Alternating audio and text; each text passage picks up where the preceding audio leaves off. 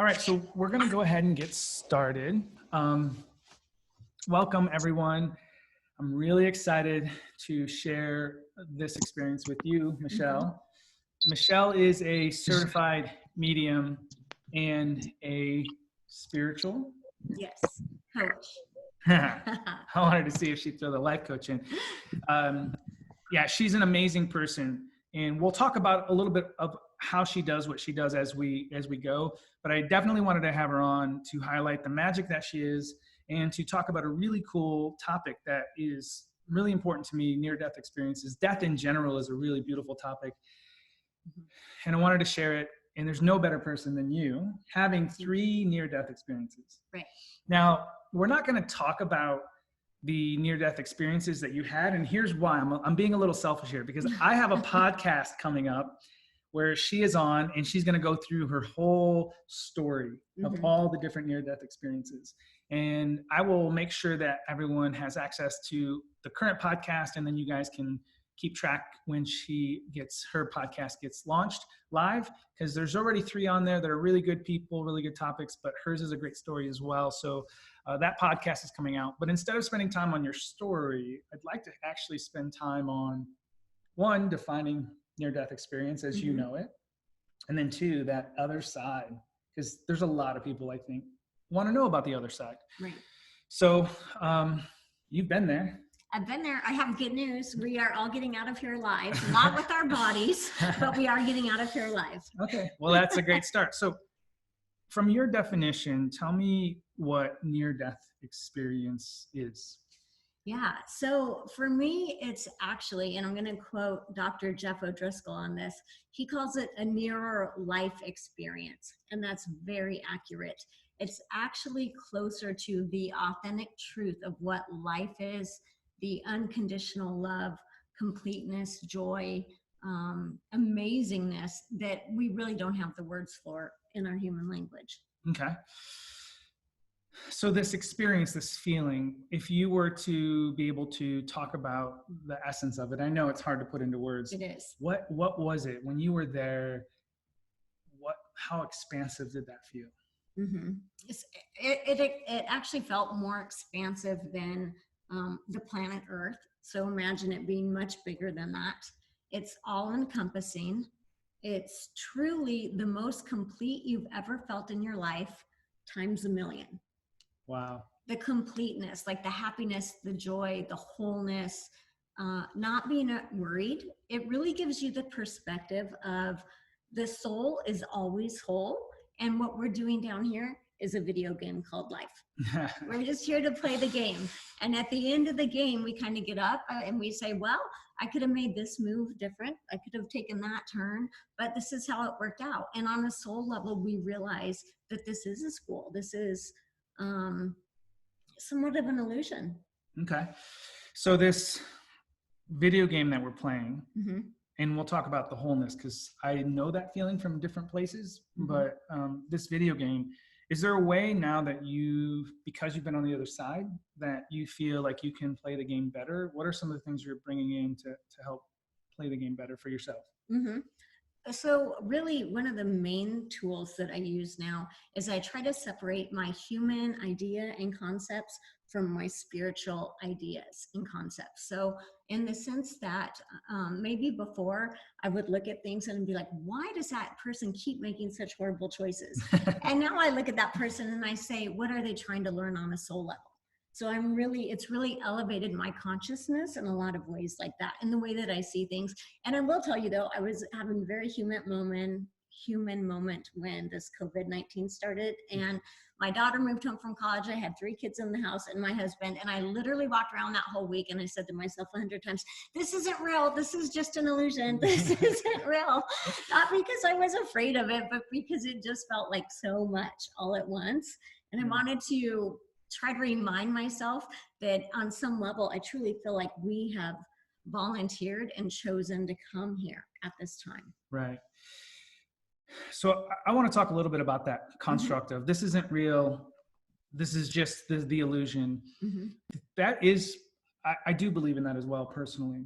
But I also know, just like you felt during that time, that the real humanness, the human framework is pretty real. Mm-hmm. And if we were to liken this to a video game, the video game itself, as you play it, it's just this thing that we're playing. It's on TV, and if you die in the game, you don't die behind the control. So that isn't real in that case.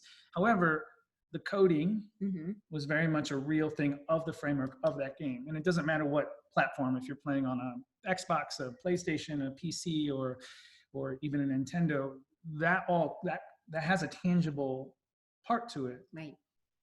However, you can always start over. Mm-hmm. You get to learn, and if you really allow yourself to enjoy it along the way, it becomes something that you get to play with. Other people take video games too seriously and too intense. Yes, my 14-year-old, you can hear him screaming throughout the whole house, like, watch out for this sniper, he's coming at you. But at the end of the video game, he gets up from his room that's air conditioned with his soda or whatever and walks out fine. Yeah. And that's the soul level part. Right. But it doesn't change the fact that we're still feeling very real right now. So for me, I can tell you how to take that concept of this isn't real, like it's just an illusion, it's just a game, at the same time still feeling fear, doubt, or worry. The best way I know how to do that for myself personally, and it's been work for me too during this time, I've had to keep checking in and keep going, is to spend time in a bigger construct. Now, for everybody, that's going to feel like something different, and you're going to connect to it in different ways. If you're someone who meditates, that's great. If it's as simple as going out and taking a nature hike, if you're not a meditator, that's also fine. But it can also be in the higher you go, the bigger you experience, the greater construct of this universe, the better your perspective is. It would be like taking a break from that video game for a minute, realizing that you are in an air-conditioned room and you can walk out, go for a walk, and then come back and go, okay, that's right, it's just a game. That's real work, though. We have to do that on a human level, even though it's still an illusion, right? Well, yeah, and for many humans, there's not even the awareness that this is a school or a lesson or an illusion on that level. For many humans, it's just right now. Right. So you get these people as clients, right? How do you coach them into an understanding that this is a game, or this is an opportunity for us to learn in this school of humanness? What are you doing with them? Yeah. So really, it's about, for the first thing is just the recognition of part of me is human and part of me is soul, right? And so this is the first thing that I say we look at when we're talking about that, because we want to go to the idea of what is our human mind telling us and what's our soul telling us, and which one can we really trust and which one has the truth. The human mind is really busy and it tells us a lot of stories, and sometimes they're accurate and sometimes they're stories, right? But tapping into your soul and tapping into that higher power and that higher source, the essence of who you are, and saying, who am I and what am I here to learn? Right. So with your near-death experience, you were kind of awakened to this spirit world. Is that a great way to say it? Yeah. And we've talked about this. And for all of you that may not know, when she does her coaching, which is pretty cool, she'll actually go and connect to different angels or guides that are in your life. Different people that have passed that have been a part of your life, or just different angels or guides that are here to share and be a part of your support system, which is really cool. But for you, just a little snippet, tell me what it was like to experience those angels, those guides in that different realm. In my first NDE was when I experienced an angel for the first time. I truly had no idea that they are about 12 to 14 feet tall. I knew they were big. I had no idea they were that big. Telepathic. She answered me in my head when I was thinking something. So that was very much an awareness that I had never considered before. Okay. Yeah. And then now when you're working with clients, how does that work now that you've been awakened to this 3 different times? Right. Because you were kind of stubborn. You didn't listen the first time. I took the hard road. Yeah. And so the universe conked you on the head a few times. Right. And you decided to fully step in and embrace this role you're meant to have in this world. When a client comes in and sits with you, or via Zoom or whatever else, right, how does that feel like when they're there's angel guides or their spirits come in? What is that like? Yeah, so it's always a beautiful feeling. It's just magical in itself. And I actually tap into three different levels of what I would call angels. So I'll see like a cherub type angel, and that is going to be either somebody who's very joyful or it represents their need for joy. I will see guardian angels, and everyone has at least one guardian angel, if not more. Honestly, I find most people have more than one. And then I'll see the archangel level of angels coming in. Okay, so the first level's joy. Yeah, for the cherubs. Okay. That's what they represent for me. The guardian represents more of what, educator or protector, or what is that? More of a protector who's with you through your life. Okay. And then the next level. The archangels also come in as protectors, but they almost carry this master teacher energy. So that's the educator. Yeah, where I would feel like, so we have Archangel Raphael who does healing work. Okay. So I find a lot of people who do healing work, whether it's in the medical field or Reiki or whatever this is for them, I feel him coming in very strongly behind them, almost giving them an energetic boost and guidance. Okay. And then you're a part of some different organizations. The one with mothers. Yeah, Helping Parents Heal. I've been a certified medium with Helping Parents Heal, and it is truly an honor and a privilege to work with this group.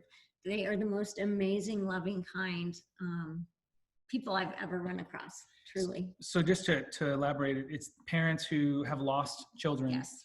And when you get to experience a child, let's talk about that. And then how does that relate to the three different levels? Okay. As I'm connecting with the children, a lot of times they'll give me information that relates to their parents within really quick time. Something that happened this morning or yesterday, or that just happened this week. I just got that. I'm going there tomorrow. So they're very good at showing I am connected to you today in real time. Okay. They always come through as very old souls. So in my opinion, not every soul has to spend the same amount of time on earth to accomplish their life goals or mission or lessons that they wanted to learn.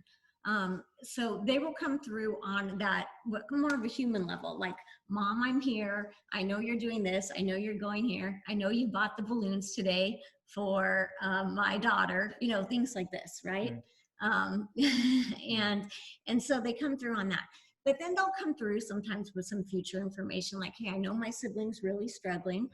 They're having a hard time moving forward with life because they feel guilty that I did not get that opportunity to get married or to graduate college or whatever this situation is. And then, though, at the end, I have to tell you, this highest level that these kids usually take me to is you're not done. You are still here to live, and you still have a purpose. And I know your first instinct is to want to stop living, to want to let go, to want to give up. But Mom, Dad, keep going. There's more. That's a big deal. That brings me chills, because one thing I've always said, because my father was killed around 2000. It's kind of a vague time for me, but and he came to me for the first 3 days after he died. And that was one of the biggest messages, was that there's still more. Celebrate that I was here, celebrate that what I did while I was here, and definitely realize that you're meant to take this so you can continue to live, not so that you can feel some end. Right. Yeah. And a lot of times we say, you know, we love our loved ones so much that we're willing to die for them. But you got to take it that extra step, and you love them so much you're willing to keep living for them, because they are experiencing those situations in your life with you, and they're getting to live vicariously through you and learn things that they wouldn't learn if they weren't able to do that. If you quit living, their experiences stop too, to some degree.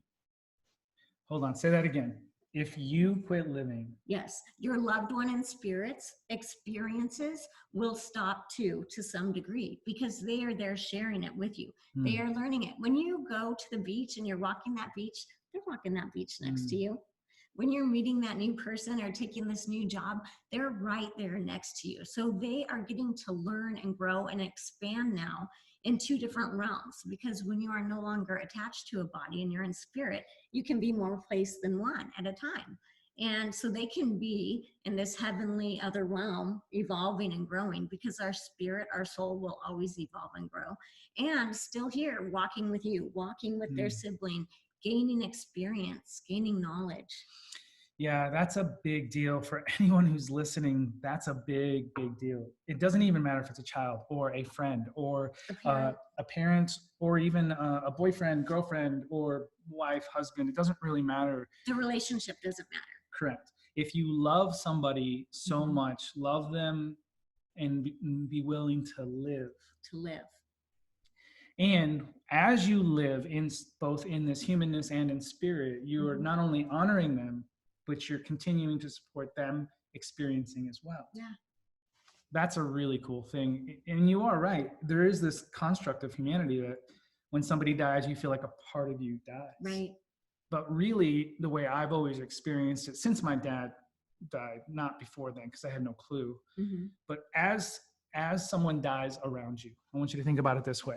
As somebody dies around you, they go back up into soul, into heaven, wherever that is for you. Their energy that's still here has to be channeled through something, through somewhere. If you don't allow yourself to pull that energy in and let that energy flow through you and live in some kind of love, light, laughter, abundance energy, then you can't keep that energy flowing through you. And so you miss the magnification of their own existence. So I'll say it again. When somebody passes, their energy's around here, and it's also up there, and it's looking for a place to channel through, to magnify still here. If you take that energy in, if you take that love and that magic in, you allow yourself to magnify their spirit. And when I realized that with my dad, death was never the same for me. Right. And I have some quotes out there, I don't even remember them now, but the concept is really when death is an opportunity for more life, essentially. And that's exactly what you're saying. That's a really, really cool thing. That's a powerful thing for anyone to think about, because I've never put it into those words, but to realize that the best thing you can do for anyone who's passed is live bigger. Yes. Because then they have a path to live through you. Right. And they get experiences. As a medium, I feel like there are actually souls here that have never incarnated into a human body that are just kind of on this planet at times. And they're touching in, they're checking the existence. Is this a place I'd really want to go? So when it's somebody who's been here in body and connected to loved ones still, they're reaping the rewards of your experiences. Okay. So we're off to a great start. That was really profound for me to hear it in a different construct and to put it into a different set of words. But I did happen to see a question. Okay. It looks like Carrie, my brother took his life, and so has my best friend's daughter and daughter's best friend just recently. And I'm so grateful for this day. Okay, so it's not a question, but it is a comment. What about people? So I'll just make a question out of that comment. Yeah. What about people who have taken your life? I know my understanding of it from all the work I've done and worked with people on, but what is your understanding when you connect to somebody who has, so a mom comes to you, or a dad, or a friend, or somebody comes to you, and they've had somebody in their life take their life, and then you connect with that spirit. What does the spirit say about that whole construct? Right. So usually there's a couple things going on. I can honestly tell you, I've never read for anyone who's transitioned that didn't have some type of depression, anxiety, drug abuse, substance abuse, something like this, that has transitioned themselves. So a lot of times they will come through and they'll talk about, really, I was not in my right mind. I was foggy. I was clouded. I did not make that choice from a clear point. There is regret. Sometimes I do feel them having regret in the sense of I could have done it better. But the most important part of people who transition that way is knowing that they are always, always met with love and compassion and acceptance. 100% true. So that for people who have had somebody who has lost somebody to a suicide or taken their life in some way, and it can be subtle or it can be a sudden thing. It is true. When you go up, it was more of a misunderstanding of how to interpret this life. So people come in and they interpret this life so differently, and they feel like there's really not a lot of room to exist anymore. And so a lot of them just don't feel like it makes more sense to get out. Right. And it's a misinterpretation, but Mhm. that's where is that where you're That's, saying you feel the yeah, regret? I do feel that. I do feel the regret where they're like, oh, maybe I could have done that differently. I personally believe we come in here with like that body, mind, spirit connection. So I believe when you're planning this life, you know, you're going to pick a body that, let's say, is possibly prone to diabetes. Then we have your mind, so we know that you can exercise, you can stay away from sugar and try to do things to avoid that. And then we have your spiritual plan. So when we look at people, that we will see people who are fighting so hard for one more day with their body, mind, spirit connection. And then we see other people who are literally laying there like, I don't know why I'm still here. I'm ready to go. So you have to realize after all of these things, there's the soul level, right? So you come in with genetics, you come in with a mindset. So there are some things we can control as variables, but there's also a soul level plan. Yeah. And I'll add to that by saying that a lot of the people that I've worked with who have either been suicidal, even some people who have taken their own life, not necessarily that I've worked with here on earth, but I've worked with since they've passed. The construct is that they feel so foreign here for some reason. And I've seen it on two levels. I've seen people who have been severe alcoholics who are doing the slow type of trying to get themselves out, and they're doing everything they can to try to get themselves out of this body, out of this humanness, because the humanness has become so big. And there's some deep inherent understanding that this escape of this game is what they're trying to get out of so they can go back up.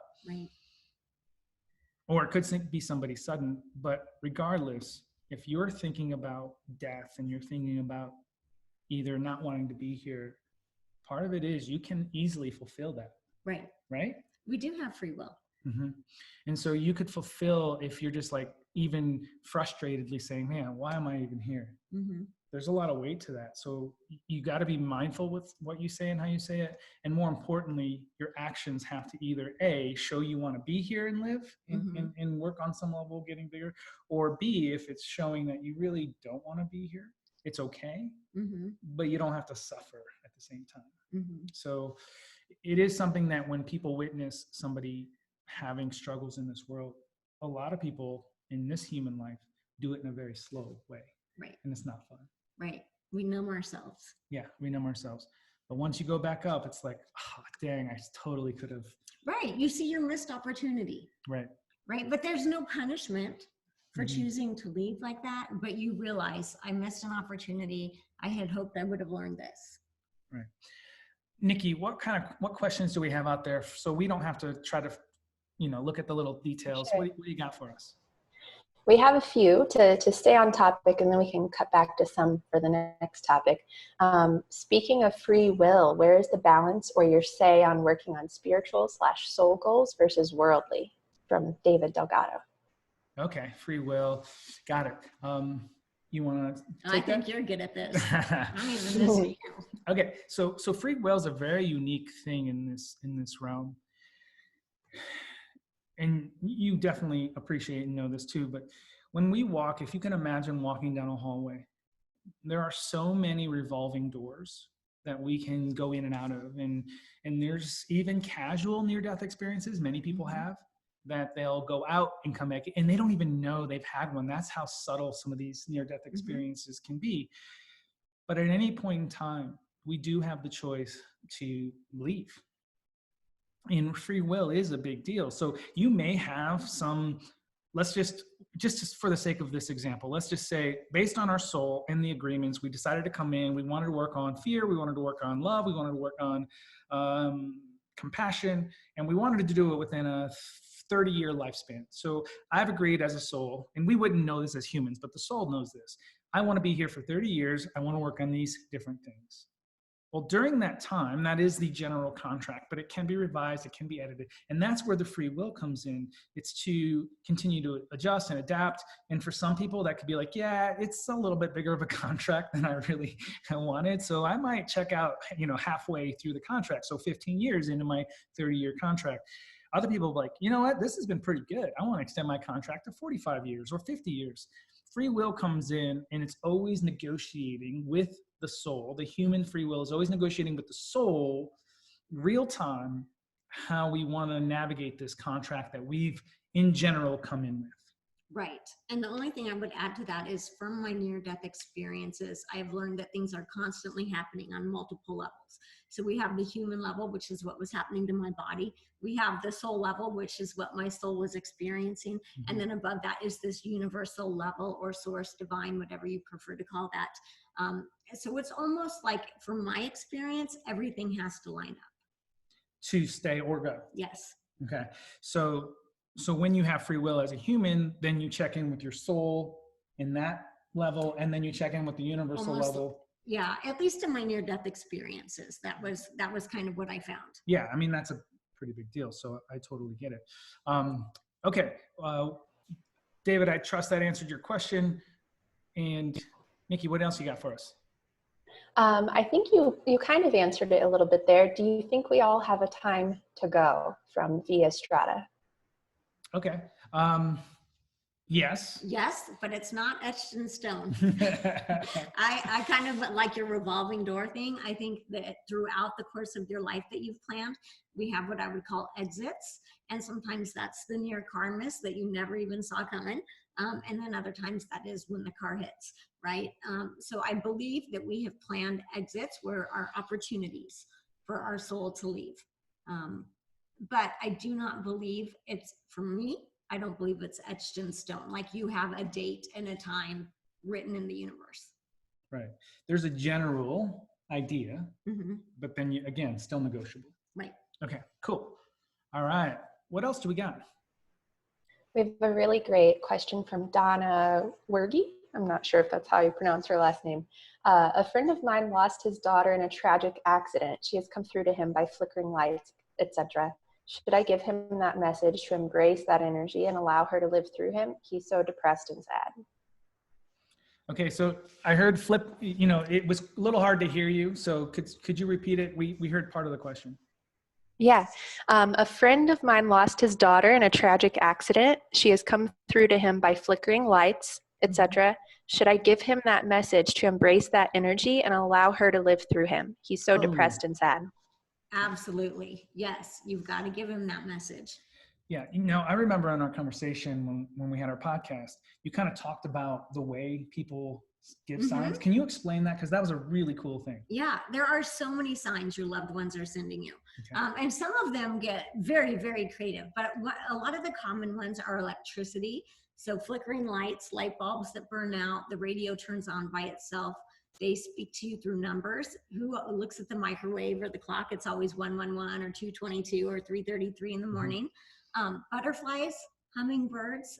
When we're talking about the animals, like some people get lizards, rabbits. I've seen lots of different things. The way that works with your loved one is they actually energetically speak with that animal, and they're kind of like, okay, hummingbird, are you okay if I send you to my loved one right now? And the hummingbird's like, okay, yeah, because they kind of get like a little perky energy from that. And so then they send you the hummingbird or the butterfly. So it's not that they are the hummingbird, but they energetically blend and send them to you. License plates, lots of license plates, hearts. So a lot of people will see hearts in the shape of a stone, in the shape of a leaf, in the shape of a water puddle. And many, many more. Some of the kids are mischievous and kind of move stuff around on their parents. So you left your glasses there and you can't find them. So a lot of the kids still come through with that really playful energy. So yeah, that would be a lot of fun actually to experience. But I have experienced some of those things. And the reason why that these are the easiest things for spirits to manipulate or to work with, not manipulate in a negative term, but to work with. That's the better elevated language of manipulate. So they get to work with numbers easily, even license plates, because how that works when you're starting to see things in this world, the 111, the 222, the license plate, the heart puddles, it's all about moving like time and energy. And in the spirit world, time and energy doesn't really relate the same, and it's really easily movable. And so they will use that and move a car, adjust a cars so that the plate you can see. So, or even the animals are so freely and willing to participate because they're just big playful things that they're easily workable. You can talk a hummingbird into about anything, actually. Pretty much, yeah. The So, other thing I will tell you for signs, your dogs, your cats, the animals at your house, if you have parrots or whatever your animals are, very often can pick up on your loved one's presence. And they will look at the corner of the room, or they will bark at the window, where you're kind of like, what is the cat looking at again? I don't see anything. They are the number one indicators. mm-hmm. And I've actually have somebody on the call whose father comes in a lot, Mm-hmm. and their puppies know and just like super calm down right away and just can feel that energy. And it's a pretty cool thing to watch how animals, real life animals in your house, can feel the presence of these spirits and energies. Mm-hmm. And actually people can too. We've just been so conditioned to talk ourselves out of it. Yeah. And just to do a really quick recap before we move on, all of the intention here today and the message and why I feel so excited about sharing this stuff is because I truly believe that there's so much more we get to experience as humans than normal. And that's where these deaths can become such great gifts, is because if it can open us up to think bigger, if it can open us up to receive more than just this human plane, than just a physical touch, but a spiritual touch, touched from your loved ones through lots of beautiful different things. It's not trying to make yourself feel better. It's truly a connection that expands your abilities, your consciousness, your beingness, and gives you a reason to live. So whatever you're hearing today and whatever messages are coming through for you, just know that this is all about feeling and living and experiencing bigger. And it's just a lot of fun. And you get to experience that not only for yourself, but with clients too, right? Yeah. It's just really fantastic. So Nick, give me some more. Okay. So we kind of have a continuation on that same topic. We have a question from Stacy Voss, tips on becoming more open to those messages. And then also I'm going to combine it with David Delgado's question. Are you able to tune in to other people's loved ones? Interesting. Okay. The David's question would be intentional based. It all depends on the intention. But we'll go to tips. Stacy wanted to know, like, what kind of tips to be able to better connect? So honestly, for me, meditation is a great place to start, but it looks different to everyone. Okay. So I don't think everyone needs to sit there and Om for an hour to make their connection to spirit. For some people, that's going for a run. For some people, that's taking a 10-minute shower and you get your aha moment in there, right? So it's kind of what works for you. So the first thing is just opening up. The second thing is turning off the voice in your head that talks you out of everything. Because that's your number one thing. You are receiving signs, but you'll say, oh, that's not a sign. How did that butterfly get in the house? That can't be a sign. That's really random, right? Right. But so don't talk yourself out of it. And also you do have to look for them, because there is a certain amount of, you will find what you're looking for. And really ask your loved ones, send me a sign. Some people can nail it down, like, I would like to see a hummingbird today, and it will happen. But you have to realize your loved ones on the other side have different abilities, just like we do in human form. So some of them are really good at helping send you hummingbirds, and other ones are really good at playing with your electricity. So there's a little bit of a different energy in all of these things that they're doing. So kind of when you're starting, just be open to what kind of signs are they capable of sending right now, and know that those will evolve with time too as they evolve. Okay. 100% all beautiful. Just to elaborate a little bit on meditation and the different ways it can be in the shower, you're 100%, walk for a walk, sitting quietly. But the whole intention for meditation in general is to open up, to raise your vibration higher. And that's where the shower, the water can really open you up and do that. So the real thing you're doing in whatever variable you're using, it's to really allow yourself to receive something bigger, something out in this bigger, beautiful, higher vibrational energy. And more importantly, breathing up to it. So even if you're in the shower, you still want to breathe up to that bigger energy. Right. And you want to breathe up if you're taking a walk and walking through a forest or on the top of a mountain. It's really easy to breathe up. Or if you're sitting in meditation, you still have to breathe up. And when you breathe up and when you open up and when you make these thoughts of just, I'm open to receive, I'm allowing myself to feel, hear, see, listen, all these different ways. Then when you go out, you can see all that, you'll have the greater potential to see all that. Exactly. Exactly. And when I'm literally doing readings for people, I feel myself raise my energy, raise my vibration up to meet theirs. Mm, absolutely. It gets kind of crazy too, because you can even change the way you talk, not like how you sound, but just the words you choose and the language and the different things. My dad tells me that all the time. He's like, when you start reading for people, he's like, I know you well enough that you change, like the way you talk, the speed at which you're talking, the words you're choosing. The words, yeah. Yeah, absolutely. All right, what else we got? Oh wait, let me just elaborate on David's question a little bit, because it was, can you talk to other people's loved ones, right? Was that the question? Yeah. When you're doing this work, there are beautiful spirits that will come through, and if maybe a loved one's not listening, they'll talk to somebody who is listening, right? Mm-hmm. If you're intentionally trying to reach that person, if you're intentionally trying to go after that, it can get a little tricky, because that's where you get to talk yourself out of things. And you're like, oh, I want to go talk to this person. And if you're in your head a little bit, you can talk yourself out of it. But if your intention is pure and you just want to be open to receiving any message, and you open up to someone else's loved one and they're willing and open to talk to you, right? It'll come through. Yeah. Well, and so when I do group readings, there will always be the one person I come up to, and I say, I have your mom here. And you just see them roll their eyes like, oh, God, that was not the who I wanted to hear from. So people come to their readings. They have their A list, their B list, and that list they threw out the window on the way over because they don't want to hear from that person anymore, right? But I will tell you, if you will be a little bit open to the message your mom has for you, it might be the most life-changing, because they've grown and they see things more clearly. Yeah. So a lot of times being open to spirit and open to that message, yes. As a medium for me, I see it as like, if you say, I really want to talk to my dad when you come in. And there's a lot of controversy, like don't walk in and tell the medium anything. They just need to go at it blind. But when you come in and you tell me, and obviously you need to have a certain level of trust in what I do, that I'm actually going to make this connection. When you give me a name or a relationship, it actually gives me a target. So instead of like opening up as a satellite dish in the universe and just saying, okay, what do I need to know for this person?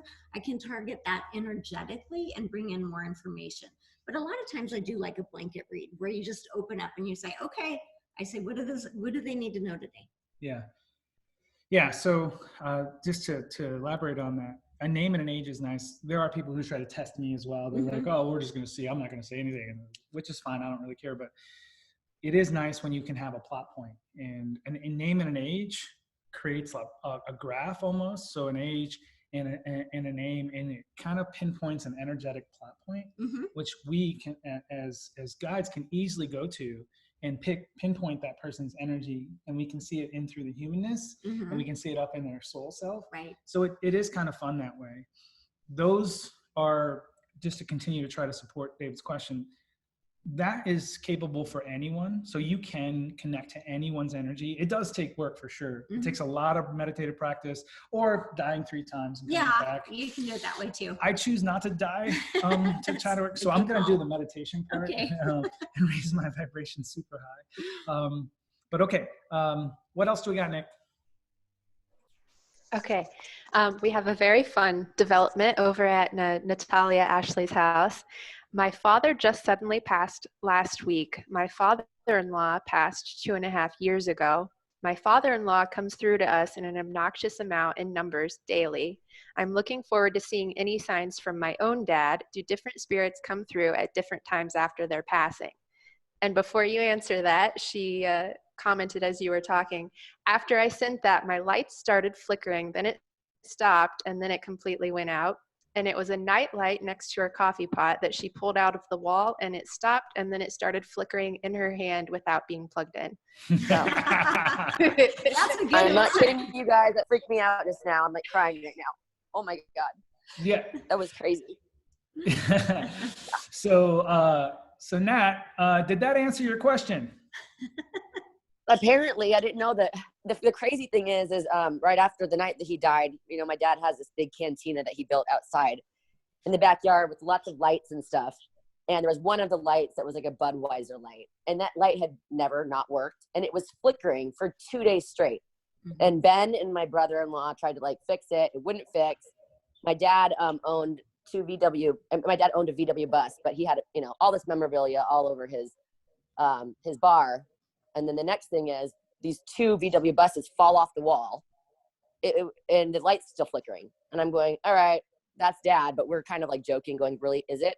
Well, apparently they can come through electricity, because that just happened to me. Crazy. Yeah. Yeah. What do you got to say about that? You know, what I want to say is, as far as our loved ones, people will say a lot of different things like, oh, you have to give them 3 months. Don't go see a medium for 3 months or 6 months. You have to give them time to adjust to where they are. As a medium, I have to tell you, they are adjusted as soon as they get there. I had a friend whose father actually came through and told me he transitioned before I got the phone call from her that morning. So there was no time delay. And as a medium, you know, I'll have people who passed away transitioned yesterday, and I'm talking to their loved ones today. So they can pretty much send you signs immediately. As my grandmother passed, right after she transitioned, there was a hummingbird sitting in a tree that did not leave. It sat there for an hour. Most people don't see hummingbirds sit there for an hour right outside the window. There wasn't a flower. It was literally just, you know, a stick. And then as far as like when my mom transitioned, 3 days after my mom transitioned, I was on the phone with the church, and I was going to ask them if the reception room was open for after her service. It was about 5 o'clock. So they said, let me put you through to the voicemail, and tomorrow we'll remember and get back to you. So I'm on the phone listening to the voicemail, and I don't know whatever the message, and I hear static and then silence. This is days after my mom transitions, and I literally hear her voice not come into my head, come through my iPhone, say hello, and then static and silence, and she was gone. And her voice was so young and so healthy and so happy. It physically took me down. I was on the floor crying for about an hour because I was not expecting that. But I've thought about that in so many ways, right? So I think as soon as she transitioned, she was like, how am I going to send them a big sign so they know that I'm okay? And I'm pretty sure she had a lot of help because my mom was not techie. So I'm sure she pulled in a lot of help on that. But the other thing about that was I thought about it so many times. If my mom had this split second in time to give me one word, she chose hello. She didn't say goodbye. She said hello. And so I really started realizing that this is a universal message for everyone. Your loved ones are sending you a hello. It's not goodbye. Yeah. And in that, so essentially there is no timeline, there's no waiting. You may not be as aware or just seeing the messages he is sending, but today he was like, well, she's got to know, and that I'm here, I've been here, and that I'm going to continue to be here. So as you invite it in, as you experience it, just really, truly allow yourself to not only be looking for them, but to invite him in, and know that if you question if he's there, he'll let you know. Mm-hmm. So perfect. Well, right when you said that, Al, just so you know, it just went back out. Like right when you said it. What the hell is going on here? Thank you. Thanks, Dad. Cool. What else we got, Nick? So from Via Strata, I lost my sister and I don't think it was her time. I think it was all doctors negligent, and I feel that we failed her. Well, that's a big one. If you want to go ahead first, I can add in. Yeah. Well, that is a big one because we're talking about multiple levels. We're talking about the human, the soul, and the universal level. And clearly, you know, I don't believe that everything there is a free will level, right? So things get missed. People are human. But there is also that soul level happening. And there's a very good chance that her soul had come here and done what it had needed to do, and that there was a lot that people were going to learn from the way she transitioned and from what she went through. So almost you have to take it out of our human level to this soul level, where your soul is truly here to bring in this level of light to earth. And maybe by what happened to her, it will save 20 other people because doctors will look at something differently, or her doctors. But I understand your anger at that, and I understand the bitterness, because I think very often we feel like we loved our loved ones left too soon. Yeah. Um, I mean, anytime, yeah, really. yeah. It doesn't matter if it's your grandma and she's 100. Yeah. You're like, that was too soon. She should have made it to 110. Right. Yeah. The thing is it was definitely her time. And the reason why we know that is because she passed. It may not have made sense to her human self or to our human selves as we're still here, but her soul and the universe were the bigger constructs in this for her. And then as a result, then her human self also then ended up understanding, learning, and agreeing that, okay, it is my time.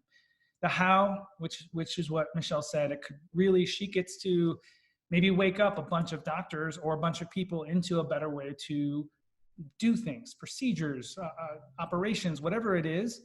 But at the end of the day, you have to believe that this is bigger than all of us.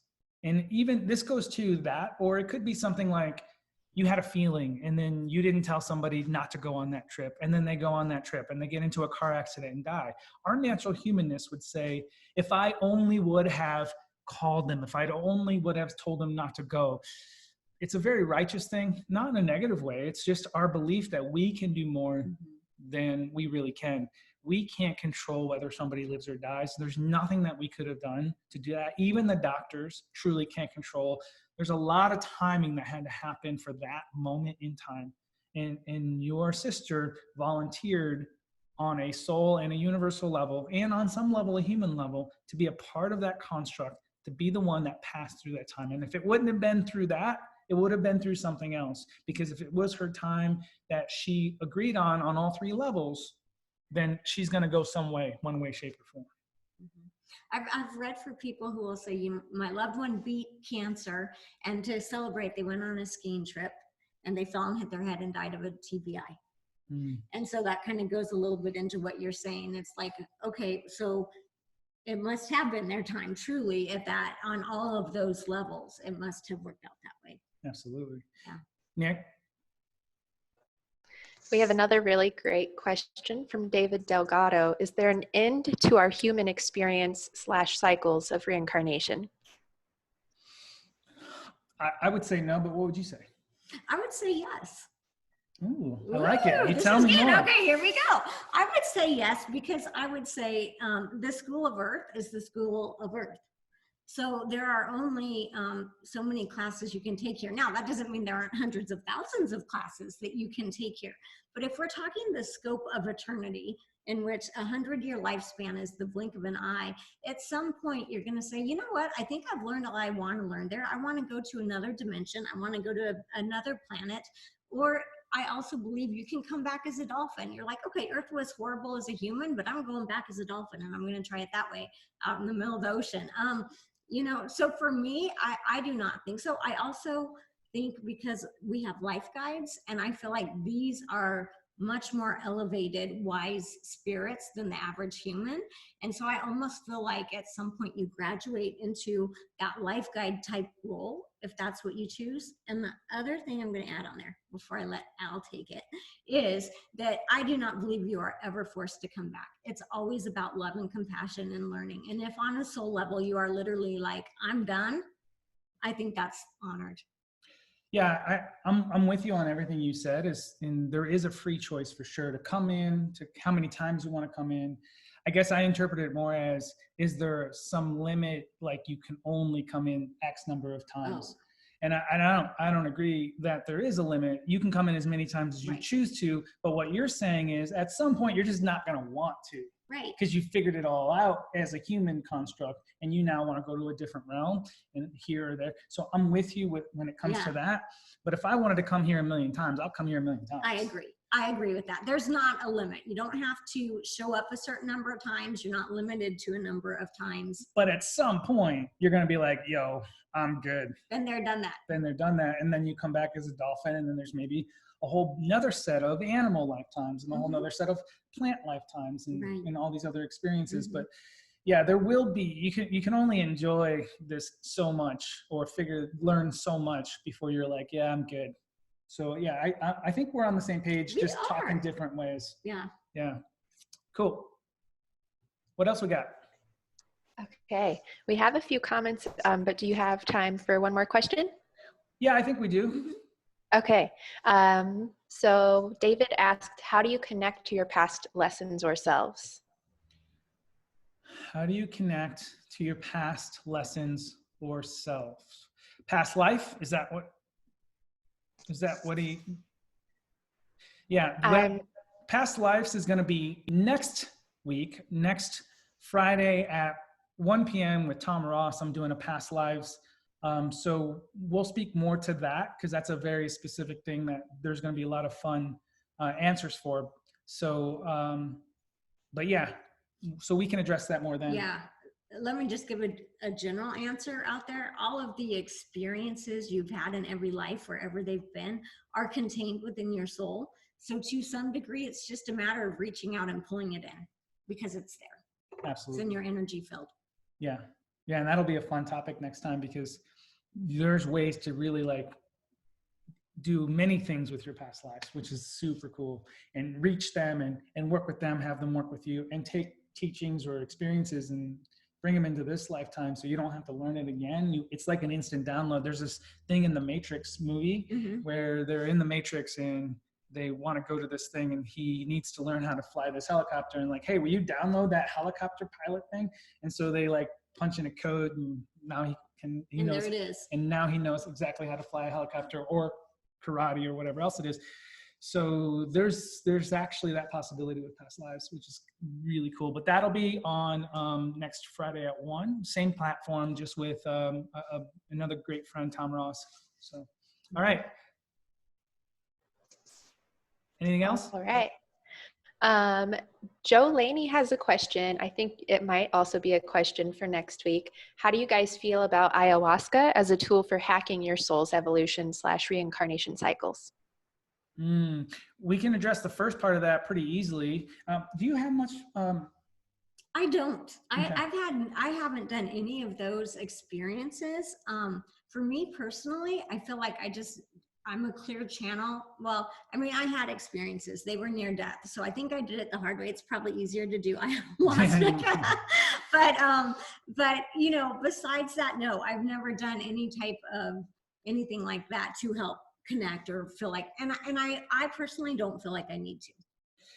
Yeah, it's definitely not necessary, but ayahuasca is a plant that opens up the human construct in a way. It's definitely not for everyone. And in fact, unfortunately, it, like many other things, has become a crutch for people because they give the plant or the experience way too much power. So I would really pause anyone from taking it until they've done a lot of self-work and until they've actually can go and connect and go higher themselves. But you can go out into the woods just in general and close your eyes, lean up against a tree, put your forehead on a tree, and you can start tapping in to the tree's wisdom to teach you how to hack or to connect.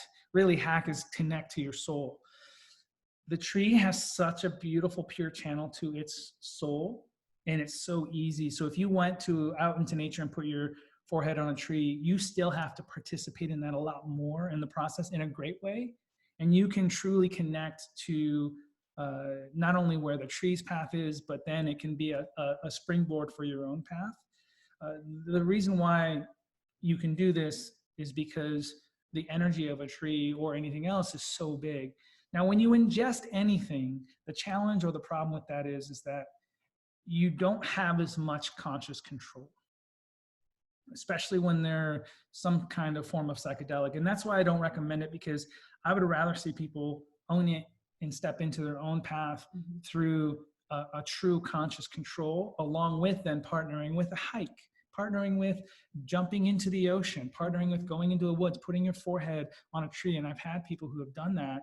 Actually, somebody on this call did it when they came and visited me, and they really felt the depth of the tree and the connection and how much bigger it can expand the mind and how much more it can connect to the soul. So, so yeah, you any of these things, any of these beautiful nature beings can springboard you into connecting to your soul, but you've got to be engaged in the process. So that's a little bit of roundabout way to answer that question. The second part of that we can address in our past lives. Any other comments? Any other things anyone wants to share?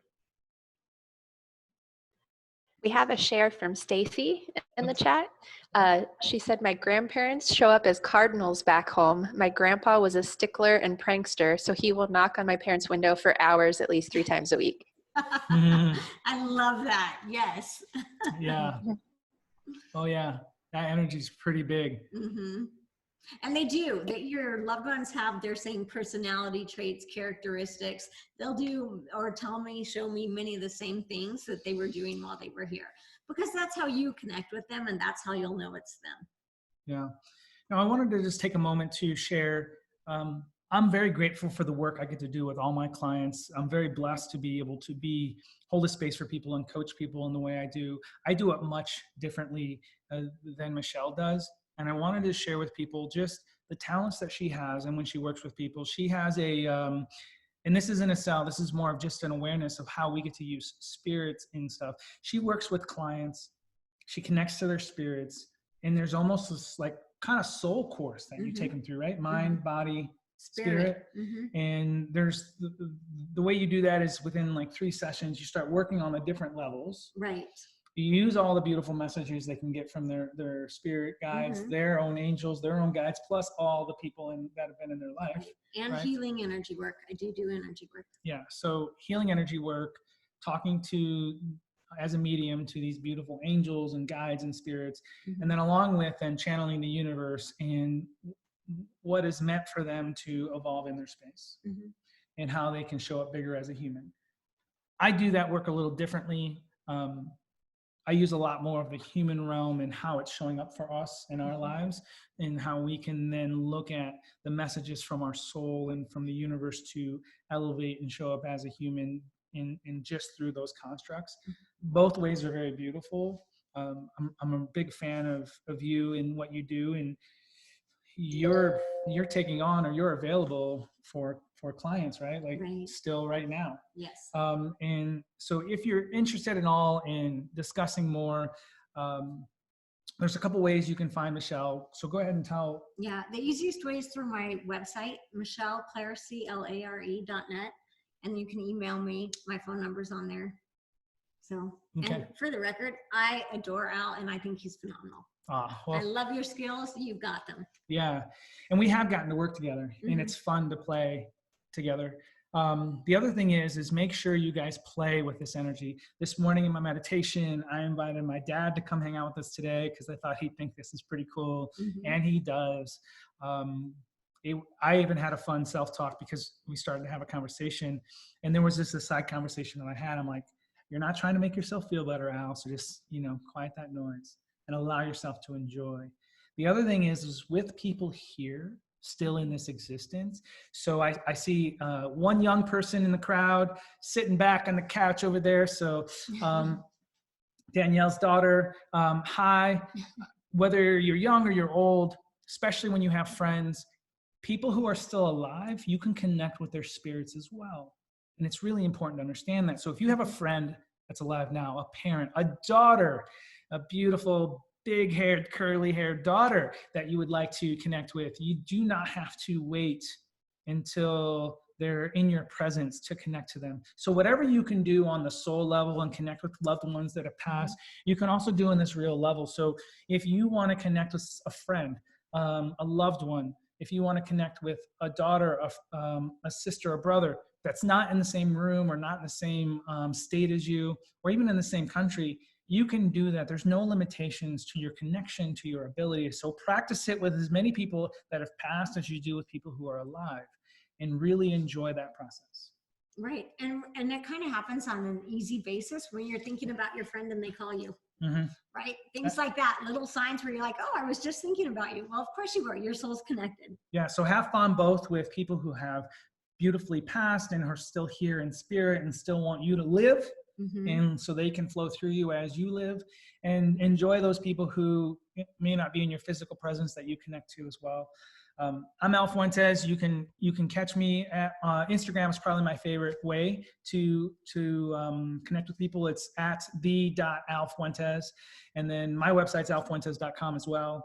Michelle Clare, michelleclaire.net, CLARE. Yes. So, and then you have Instagram, which is Medium Michelle Clare. Yes. And also Facebook, which you have a big Facebook. I do. Yeah. So cool. Well, thank you guys so much. Thank you for joining us. We really appreciate it. Is there anything else, Nick? Did we miss anything? Excuse me. No more questions. A lot of people are just commenting thank yous, and it was amazing. And Veronica Estrada especially thanked you for the comments regarding her sister's life. So a lot of really positive feedback. You guys have a great day. Much love to you all. Yes, love and light. Sending you blessings. Thank you so much. Thank you. All right. Thank you.